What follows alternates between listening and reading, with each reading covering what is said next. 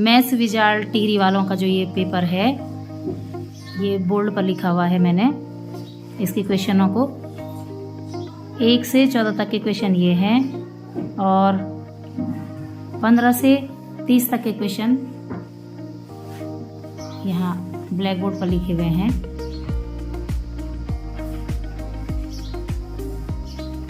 इन क्वेश्चनों को हमारे बच्चों ने अभी अपनी कॉपी में किया है।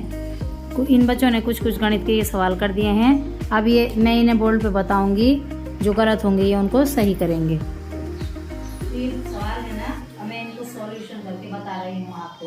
जो आपका गलत हो गया होगा उसे आप लोग आप कॉपी में ठीक करना, जो समझ में नहीं आएगा उसको पूछना। पहला सवाल है 4 धन 138 धन 49, इसको जोड़ना है। ठीक है, क्या है सवाल? 4 इकाई पे 4 लिखा, दूसरा है 138, तीसरा है 49। इकाई के नीचे इकाई, दहाई के नीचे दहाई, सैकड़ा के नीचे सैकड़ा आएगा। उसके बाद इसको जोड़ना है। जोड़ो तो 8 और 9, बोलो कितना होता है? 17। 17 में 4 जोड़ो 21। Very good. 21 का 1 हासिल 2 यहाँ पर चढ़ जाएगी। 3 और 2 5, 5 और 4 9, यहाँ पर आया 9 और यहाँ पर 1। इसका उत्तर कितना आया? 191। तो पहले का उत्तर है हमारा 191। दूसरा सवाल देखो, 17 को 7 बार जोड़ने पर मान होगा। 17 को 7 बार जोड़ने पर, तो इसका मतलब 17 को सीधे क्या कर दो? 7 से गुणा कर दो। तो 17 का पारा बोलो।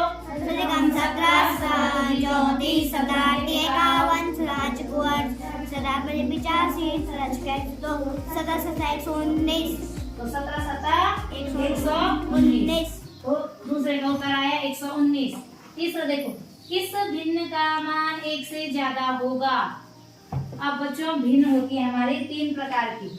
एक होती है सम भिन्न, एक होती है विषम भिन्न और एक होती है मिश्रित भिन्न। तो जो सम भिन्न होती है, सम भिन्न का जो हर और अंश होता है ना, तो जो उसका अंश होता है वो हर से छोटा होता है।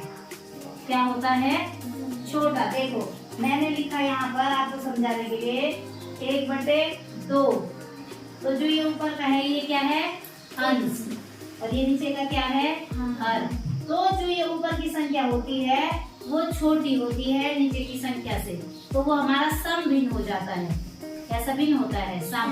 मैंने लिखा 7/8, तो ये हमारी क्या है? सम भिन्न है। सम भिन्न क्यों है? क्योंकि उसका जो अंश है, अंश वो हमेशा हर से छोटा होता है। ऊपर की संख्या हमेशा छोटी होती है नीचे की संख्या से। नीचे कुछ भी हो, ऊपर कुछ भी हो, लेकिन नीचे का बड़ा होता है, ऊपर का छोटा होता है, तो उसको हम सम भिन्न बोलते हैं। मैं कुछ भिन्न लिख रही हूँ, आप उनमें से बताओ कि सम भिन्न कौन है। 4/5, 7/9, 8/17, 2/3। अब इनमें सम भिन्न बताओ। हाँ, कौन सी है? हाँ, सम भिन्न बताओ कौन सी है? जिसका क्या होगा? कम होगा। हाँ, तो छोटा किसका है? अंश। हर से छोटा किसका है? इनमें हाँ 2/3 और 18/17 7/5 4/5 और 7/9 7/9 और 8/17। तो ये सबके सब क्या है? सम भिन्न है। अब देखो तो जिसका क्या बोला मैंने? अंश। जिसका अंश हर से छोटा होता है वो सम भिन्न होता है। पहले नंबर के सम भिन्न समझ में आ गया? अब देखो, अगर उसका अंश जो है हर से छोटा होगा, अगर मैंने यहाँ पर 2 लिखा और 2 का भाग अगर मैं 1 में दूंगी, तो 2 का भाग हम 1 में देंगे तो 1 से कम आएगा कि ज्यादा आएगा? क्या 2 का भाग 1 में जाता? तो दशमलव लगा के 0 लगाएंगे तो 0.5 हुआ ना। तो इसका मतलब जो सम भिन्न होती है उसका मान तो 1 से कम होता है। इतना समझ में आ गया? उसका मान क्या होता है? 1 से कम होता है। अब दूसरा बचा विषम भिन्न। सम का उल्टा विषम। विषम का जो अंश है वो हर से बड़ा होता है। समझ गए हो? 4/2 या 4/3 अंश बड़ा हो गया। अब हम 3 का भाग इसमें देंगे ना, दे सकते हैं। तो 3 कम 3 और दशमलव के बाद आएगा कुछ और आगे। तो जो विषम भिन्न होती है उसका जो मान है वो 1 से ज्यादा होता है। किसका होता है? 1 से ज्यादा मान विषम भिन्न का। अब एक और चीज देखो बच्चा, एक दे रखी है मिश्रित भिन्न। मिश्रित का मतलब इनको क्या कर दो? मिक्स कर दो। उसमें सम भिन्न भी आएंगी, विषम भिन्न भी आएंगी और मिक्स भिन्न होंगी वो। अगर मैं इसको लिख देती हूँ, मिश्रित को ऐसे भी लिख सकते हैं, 1 सही 2/3 या 4 सही 5/7। हाँ, मिश्रित भिन्न ऐसे में भी हो सकता है। जैसे हम बोलते हैं ना 1 किलो आलू 1.5 किलो आलू, 1 सही 3/4 किलो मिक्स कर दिया। उसमें पूरा किलो तो है, उसके अलावा और भी चीज जोड़ दिए, है ना। मिश्रित का मतलब मिक्स कर देना, जिसमें सम भी हो विषम भी हो। समझ में आया? ये वाला मिश्रित है। तो कम 3 में 2 जोड़ो 5, 5/3 कैसी भिन्न आई है?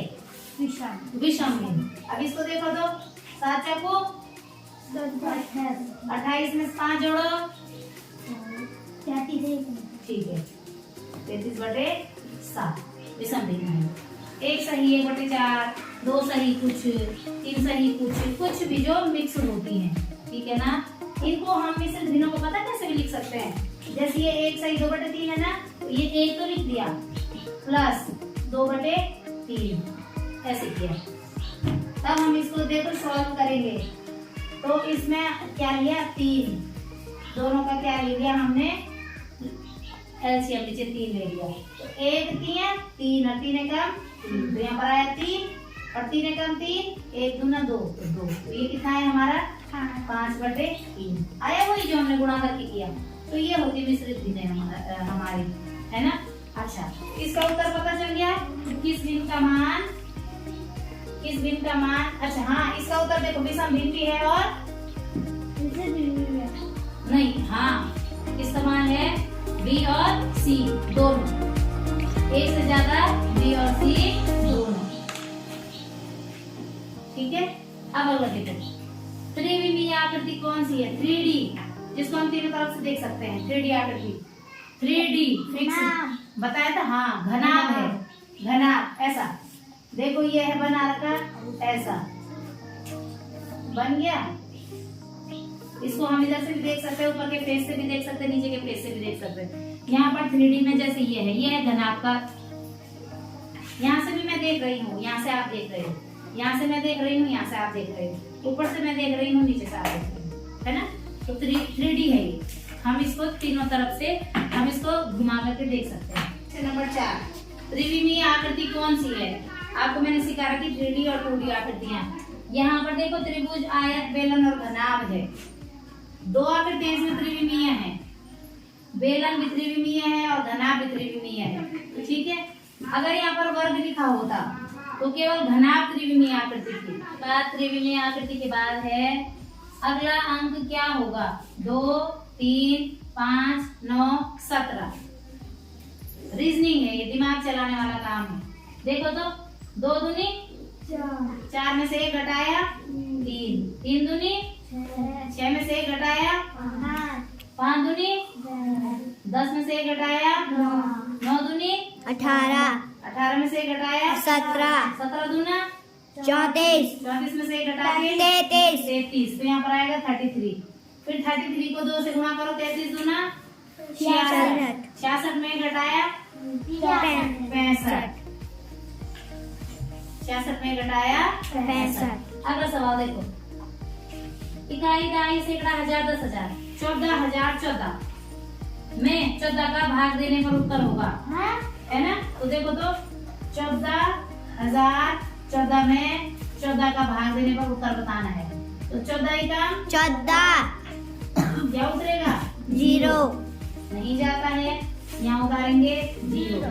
अब उतरा 1 नहीं जाता है, क्या उतारेंगे? 0 उतारेंगे 4। तो 14 14। इसका उत्तर कितना हो जाएगा बच्चा? 1014। 1001 हो जाएगा। अब हमें अपने उत्तर की जांच करनी है कि क्या हमारा उत्तर सही है। तो हम क्या करेंगे, इस 1001 से 14 का गुणा कर देंगे। 14 एकम हासिली 1, 14 जीरो का 0, जो हासिल की वो आएगी। 14 जीरो का 0 और 14 एकम 14। तो क्या हमने उसी अंक को प्राप्त किया जिसमें भाग दिया था? अगर वही आता है गुणा करके तो इसका मतलब हमारा सवाल बिल्कुल सही है। अच्छा, अब देखो इसके बाद का जो नेक्स्ट क्वेश्चन है वो क्या है, कौन सी भिन्न सम नहीं है? अभी आपको ऊपर बताया सम भिन्न कौन सी होती है, जिसका अंश हर से कम होता है, छोटा होता है। और इसमें क्या बताना है हमको, सम नहीं है, इसका मतलब विषम होगी जो भिन्न। इनमें से देखो तो कौन सी भिन्न है? 12/7। तो इस पे हम टिक मारेंगे। 12/7 वाली जो भिन्न है वो हमारी विषम भिन्न है, क्योंकि जो उसका अंश है वो क्या है, हर से ज्यादा है। अच्छा, नेक्स्ट देखो, एक सप्ताह में कितने घंटे होंगे? एक दिन में कितने घंटे होते हैं? 24। एक दिन में 24 घंटे होते हैं। ठीक है, तो एक सप्ताह में कितने दिन होते हैं? 168। ठीक है, तो आपने गुणा कर दिया है, 7 का गुणा कर देंगे। 7 चक्कू 28, 7 दूनी 14, 8 2 16, 168। तो इसका उत्तर क्या आएगा? 168 घंटे। अगला क्वेश्चन है, घन का तल होता है, घन माने क्यूब, जिसकी सारी भुजाएं बराबर होती हैं, लंबाई भी, चौड़ाई भी, ऊंचाई भी। जैसे वर्ग होता है ना, वर्ग की क्या होती है, लंबाई चौड़ाई बराबर होती है। ऐसे जो घन है उसकी भी लंबाई चौड़ाई सब कुछ क्या होती है, बराबर होती है। तो उसका जो तल है वो कैसा होगा? घन का तल क्या वो आयत होगा, क्या वो गोल होगा? चौक का डब्बा देखा हुआ है? देखा हुआ है ना। और रूबिक क्यूब देखा है? रूबिक क्यूब उसका एक पार्ट कैसा दिखता है? हरा नहीं, हरा तो उसमें कलर करते हैं हम तब, मतलब आकृति में कैसा दिखता है? वर्ग दिखता है। तो इसमें घन का तल कैसा होता है? वर्ग। तो वर्ग पे टिक मारेंगे हम, ये वर्ग है इसका उत्तर। घड़ी की छोटी सुई 5 पर, तो सबसे पहले क्या बना देंगे? घड़ी बना देते हैं हम। ये वाली बन गई घड़ी। इसमें क्या लिखेंगे? 12, 6, 3, 9, 1, 2, 3, 4, 5, 6, 7, 8, 9, 10, 11 घड़ी बन गई है। अब यहाँ बीच में बनानी है सुइयां, लेकिन सुइयां बनानी है किसे देख के? सवाल को देख के। घड़ी की छोटी सुई 5 पर, छोटी सुई 5 पर, यह है 5 पे छोटी सुई पर, बड़ी सुई 1 पर, बड़ी सुई है 1 पर। देखो तो अब मुझे टाइम बताना है आपने, कितना हो रहा? 5:05। Very good. तो इसका उत्तर आएगा 5:05। 5:05। अगला सवाल देखो, 0.75% में होगा। दशमलव में है ये संख्या लिखी हुई, इसको प्रतिशत में, तो प्रति और शत आपको बताया था ना, प्रतिशत का मतलब 100। अब हमने किसका निकालना है? 0.75%। तो क्या लिखेंगे? 0.75 गुणा गए 100, 0.75 गुणा 1/100, प्रति माने बटे में 100, 2 0, 1 और 2 अंकों पे है। तो जब नीचे 2 0 है तो यहाँ से दशमलव हट जाएगा, क्योंकि ये 2 ही अंकों तक है, नहीं है। तो इसका उत्तर आएगा हमारा 75%। कितना आएगा? 75%। ठीक है। अब देखो बच्चा अगला सवाल, 20 के सभी गुणनखंड कितने होंगे? गुणनखंड करना सिखा रखा है, 20 के करेंगे हम। तो चलो देखो तो 20 के गुणनखंड बाहर आया है, जिसमें 20 आ रहा है। ठीक, अब देखो 20 के गुणनखंड, 1 के पाड़े में 20 आता है, ठीक है, तो 1 हो गया 1। 2 के पाड़े में 20 आता है, हाँ 2। 3 के पहाड़े में 20 आता है? नहीं। 4 के पहाड़े में आता है? 4। 5 के पहाड़े में आता है? 5। 6 के पहाड़े में? 6 के पहाड़े में नहीं। 7 में? 8 में? 9 में? 10 में? 10 दूना 20। 11 में? 12 में? 13 में? तो सीधे सीधे किसमें जाएगा? 20 में। तो देखो 1 2 3 4 5 6। 20 के कितने गुणनखंड होंगे? 6 गुणनखंड होंगे। कितने गुणनखंड होंगे 20 के? 6। अगला सवाल देखो बच्चा, 7 सेब का मूल्य 140 रुपए है। 7 जो सेब हैं वो 140 रुपए के हैं। कितने के हैं वो? 140 रुपए के। हमें एक सेब का मूल्य बताना है, तो क्या कर देंगे? घटाना नहीं, घटाएंगे कैसे? भाग करेंगे। यहाँ देखो 7 सेब का मूल्य है 140 रुपए। 7 सेब का मूल्य है 140 रुपए। एक सेब का मूल्य कितना हो जाएगा? 140 बटे 7। 7 का भाग दो 140 में।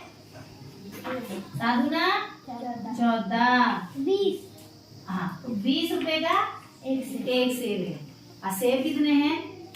7। फिर से अरे चेक करना है क्वेश्चन। तो 20 सता 140।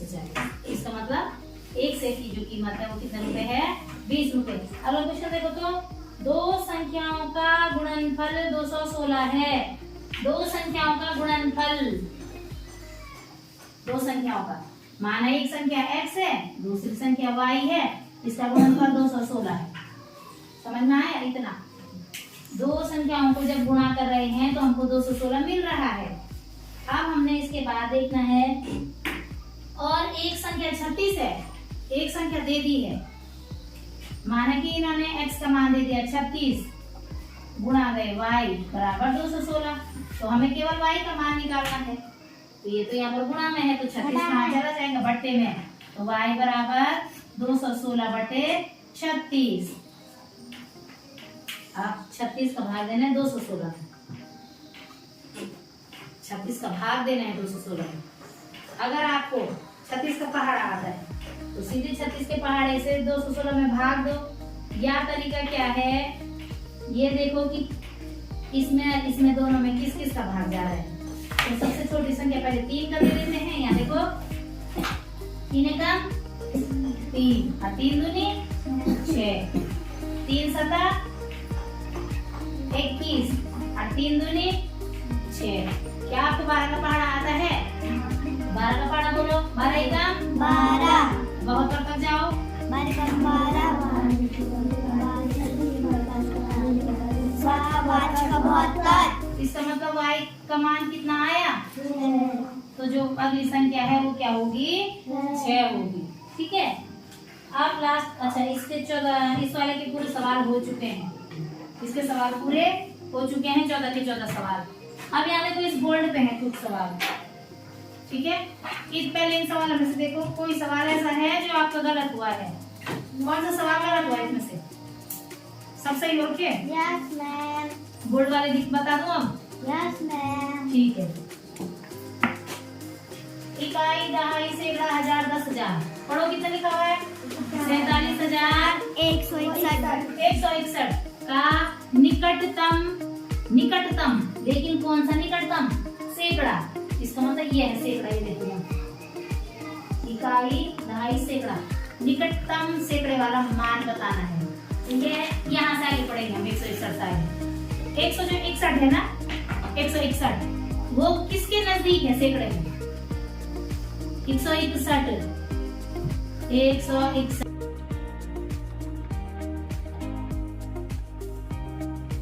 का मान क्या हो जाएगा? 100। अगला सवाल देखो, एक आयत का परिमाप 40 मीटर और लंबाई 15 मीटर है, तो चौड़ाई बताओ। परिमाप दे रखा है आयत का परिमाप। सूत्र क्या है? परिमाप बराबर 2 गुणा लंबाई धन चौड़ाई। 2 गुणा लंबाई धन चौड़ाई। अब देखो बच्चा, लंबाई कितनी है? लंबाई 15 मीटर है दे रखी इन्होंने, और चौड़ाई हमने निकालनी है, तो जो निकालना है उसको x लिख दो। और परिमाप दे रखा है कितना है, 40 मीटर दे रखा है। इसको सॉल्व करेंगे, सॉल्व करेंगे मतलब कितना आ रहा है, देखो यहाँ देखो 15 दूनी 30 धन 2 गुणा गए x 2x, परिमाप कितना है 40। अब ये 30 यहाँ आएगा, 40 में से 30 घटाओ कितना होता है 10। तो किधर हो जाएगा, मैं यहाँ पर कर देती हूँ, 40 माइनस 30 बराबर 2x। 40 में से 30 गया 10, 10 बराबर 2x। अब x यहाँ रहेगा, ये 2 10 के बट्टे में आ जाएगा, तो उत्तर कितना आया 5। तो इसकी लंबाई कितनी आई 5 मीटर, क्योंकि ये परिमाप किसमें दे रखा उन्होंने, मीटर में दे रखा है। तो इसका उत्तर कितना आया बच्चा, इसका उत्तर आया हमारा 5। अच्छा, चौड़ाई इसकी आई 5 मीटर, लंबाई इन्होंने दे रखी थी 15 मीटर। अगला है 1 दर्जन केले। 1 दर्जन केले कितने रुपए के हैं, 1 दर्जन केले 60 रुपए के हैं। तो हमें तो पता है 1 दर्जन का मतलब कितना होता है, 1 दर्जन में कितने होते हैं 12। इसका मतलब 12 केले 60 रुपए के हैं। क्या है 12 केले, 12 केले कितने के हैं 60 रुपए के। हमें कितने केलों का मूल्य बताना है, 20 केलों का। इसका मतलब हमें कितने केले और चाहिए 8 केले और चाहिए। कितने केले और चाहिए हमें, जब हम 12 में 8 केले जोड़ेंगे तब जाकर के हमारा कितना आएगा 20 आएगा। इसके 2 तरीके हैं, या तो उस तरीके से करो आप तोड़ के, एक तरीका तो वो है जो आप करते हो, दूसरा तरीका क्या है कि हमने सीधे क्या कर देना है 60 में 12 का भाग दे देना है, तब हमारा 1 केले का मूल्य आएगा। देखो तो अब 12 केले का मूल्य इतना है, तो 1 केले का मूल्य कितना होगा 60/12 बराबर 5 रुपए। 1 केले का मूल्य 5 रुपए, 20 केले का मूल्य कितना हो जाएगा 100 रुपए। तो बस ये सरल तरीका है।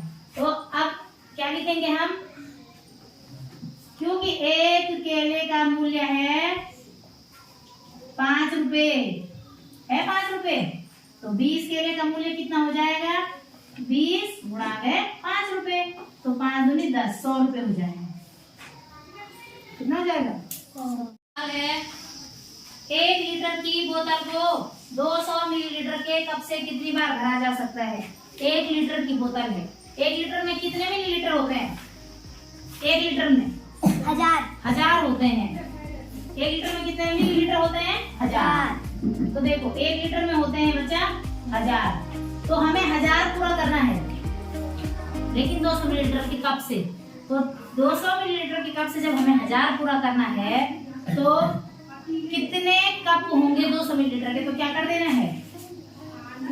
है 200 मिलीलीटर का भाग दे देना है 1000 में। क्या कर देना है 1000 में 200 मिलीलीटर का भाग दे देना है, तो उतने कप से भरेगा।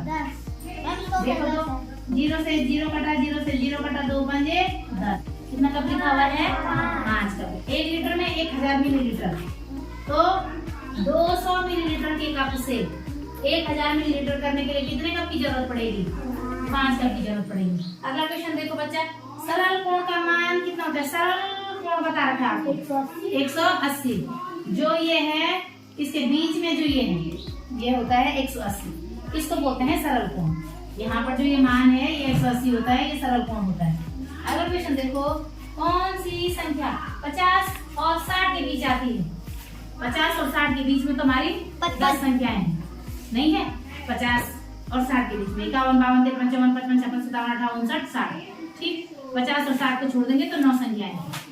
लेकिन शर्त क्या है, और 7 की गुणा जो है, मतलब कि 50 और 60 के बीच में वो संख्या जो 7 के पहाड़े में आती है, तो क्या है बोलो तो 56। तो 7 के इसमें क्या आती है 56, 7 के पहाड़े में 56 आती है। अगला देखो तो सीमा ने 80 रुपए प्रति किलो, कितने रुपए किलो है?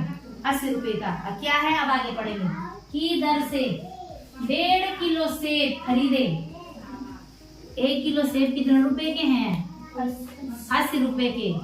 आधा किलो कितने के होंगे? 40 रुपए के। 1.5 किलो कितने के होंगे? 80 में कितना जोड़ना है? हाँ तो जोड़ो। 120। तो ये मौखिक सवाल था, है ना। लेकिन हम जब लिखेंगे तो कैसे लिखेंगे? देखो 1 किलो की कीमत दे रखी है 80 रुपए। आधा किलो की क्या हो जाएगी? आधा किलो की हो जाएगी 80/2 बराबर 40 रुपए। हमें क्या पूछ रखा है? 1.5 किलो। 1.5 किलो को कैसे लिखते हैं? 1 किलो प्लस आधा किलो। हमें इसकी कीमत पूछ रखी है 1.5 किलो की। 1 किलो कितने का है? 80 रुपए का। और आधा किलो कितने का है? 40 रुपए का। तो कितने हो गए? 120 रुपए। 120 रुपए हो गए किस चीज के? सेब के। उसने दुकानदार को कितने रुपए दिए? सवाल में देखो तो 1.5 किलो सेब खरीदे। हमें पैसों का पता चल गया कि कितने रुपए के खरीदे। कितने के खरीदे? सेब कितने रुपए के खरीदे? 120 रुपए के उसने सेब खरीद दिए। दुकानदार को 500 रुपए का नोट दिया। कितने रुपए का नोट दिया दुकानदार को? 500 का। दुकानदार उसको कितने रुपए वापस करेगा? क्या करेंगे आप? 100 रुपए। और दुकानदार ने उसको कितने रुपए वापस किए तब? 380, क्योंकि 120 रुपए का क्या आ गया था? सेब आ गया था। उसके बाद का क्वेश्चन था 9 बच्चों में कितने सेब बांटे गए जबकि प्रत्येक बच्चे को 8 सेब मिले। ये सवाल तो ओरल है। 9 बच्चे हैं, 9 बच्चों में कितने सेब बांटे गए जबकि एक बच्चे को 8 मिला? एक को 8, 2 को 8, तो ऐसे 9 बच्चों को 8 मिले। तो 9 8 72, तो 72 सेब बांटे गए। लेकिन तुम्हें घुमाने के लिए क्या पूछ रखा है कि 5 सेब बच गए। अगर सेब पूछता कि कितने सेब थे तब हमने 72 में 5 जोड़ना था। 72 में 5 जोड़ो 77। तब क्या होता कि अगर पूछा जाता कितने सेब हैं तो हम बोलते 77। लेकिन उसने पूछा कि 9 बच्चों में 8 सेब बांटे गए, तो 9 बच्चों में कितने सेब बांटे गए? तो केवल कितना आएगा उत्तर?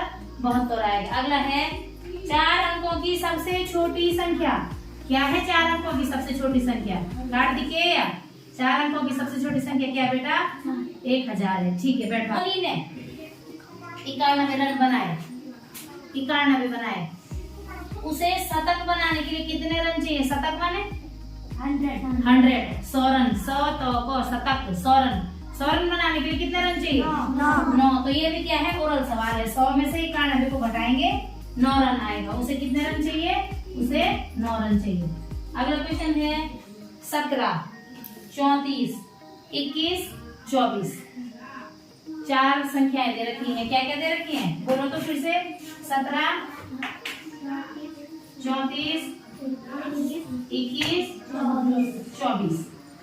उसने कहा इन 4 अंकों का औसत कितना होगा? इन 4 अंकों का औसत माने जोड़। और अंक कितने हैं? 4। तो पहले तो इनको जोड़ दो। 7 और 4 11। 11 और 1 12 और 4 16 का हासिल 1। 2 और 2 4 और 3 7 और 1 और हासिल 1 9। 96। इन 4 अंकों का औसत बोल रहा है। अंक कितने अंक हैं? ये 4। औसत कितना आएगा? इसका उत्तर बताओ। 96 में 4 का भाग दो, कितना आ रहा है?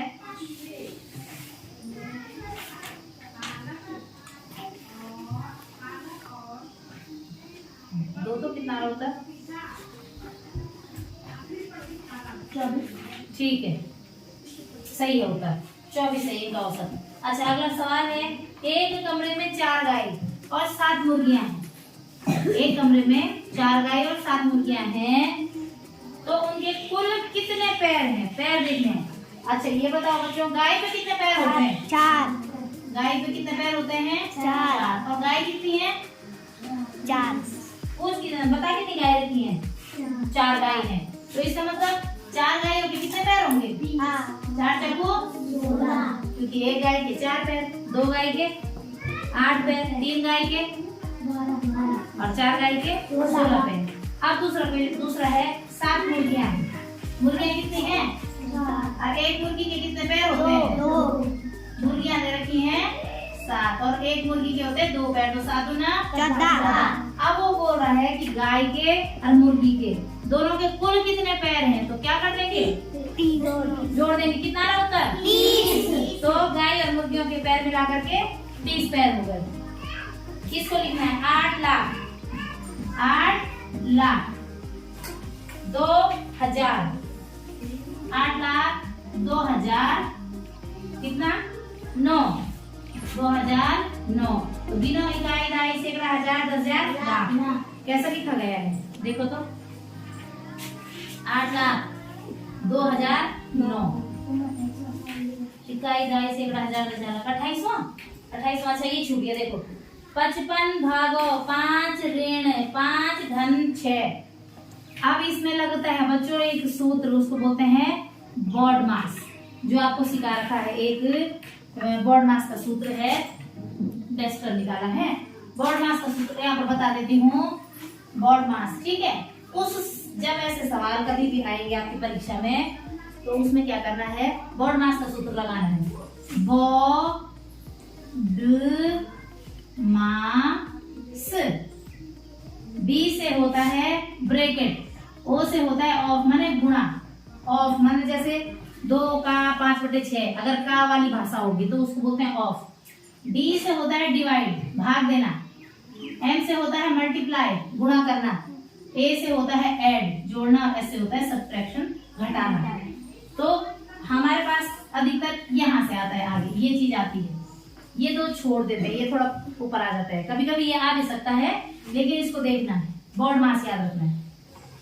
हमारे पास सवाल देखना है, क्या सवाल में ब्रैकेट है? नहीं है। क्या सवाल में का लिखा हुआ है? नहीं है। सवाल में डी आ गया, डी फॉर डिवाइड, तो सबसे पहले डिवाइड आया, तो डिवाइड में क्या करना है? 55 में 5 का भाग देना है। सवाल में यहाँ पर लिख दूं, सवाल है हमारा 55 में भागो 5 फिर ऋण 5 फिर धन 6।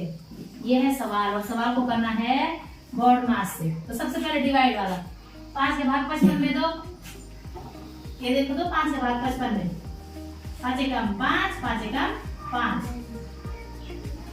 कितना आया? 11। ऋण 5 धन 6। अब देखो डिवाइड तो हमने कर दिया, डिवाइड के बाद क्या करना है? मल्टीप्लाई, लेकिन इसमें कोई मल्टीप्लाई नहीं है। अब मल्टीप्लाई के बाद क्या आता है? तो ऐड वाली चीजें करनी है, ऐड करना है। तो ऐड करो, किस किस को करेंगे? 6 और 11 को कितना हो जाएगा? 17 फिर 5 और लास्ट बचा घटाना, तो 17 में से 5 घटाओ कितना आया? 12। तो इसका उत्तर है 12।